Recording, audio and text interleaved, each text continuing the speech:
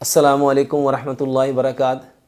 ایک بھائی نے بہت اچھا سوال پوچھا ہے کہ ڈاکٹر صاحب کیا ہم روزے کی حالت میں ہجامہ لگوا سکتے ہیں؟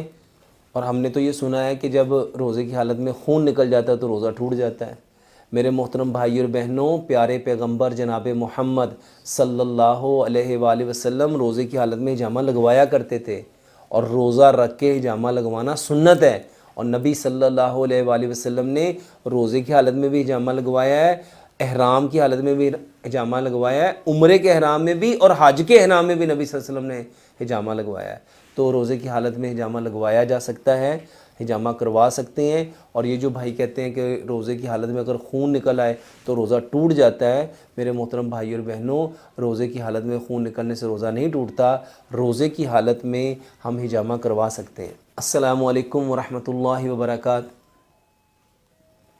بھائی نے سوال پوچھا ہے کہ کیا غسل جنابت کی حالت میں ہم روزہ رکھ سکتے ہیں؟ میرے محترم بھائی اور بہنوں، اسلام طہارت کا، پاکیزگی کا ایک بہترین درس دیتا ہے، اور یہ دین ہے ہی طہارت کا، پاکیزگی کا نام۔ الطہور شطر الایمان، الطہور نصف الایمان۔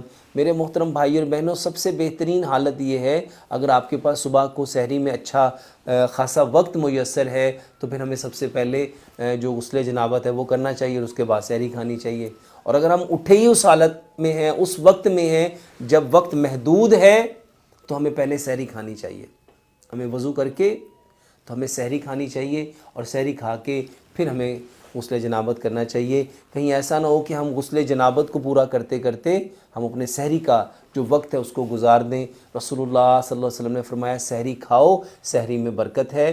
تو اگر ایسی صورت میں جب وقت زیادہ ہے تو ہمیں غسل کرنا چاہیے، یہ سب سے بہترین عمل ہے۔ اور اگر وقت کم ہے تو پھر ہمیں پہلے وضو کر کے ہمیں پہلے سحری کھانی چاہیے، اور اس کے بعد غسل جنابت کرنا چاہیے۔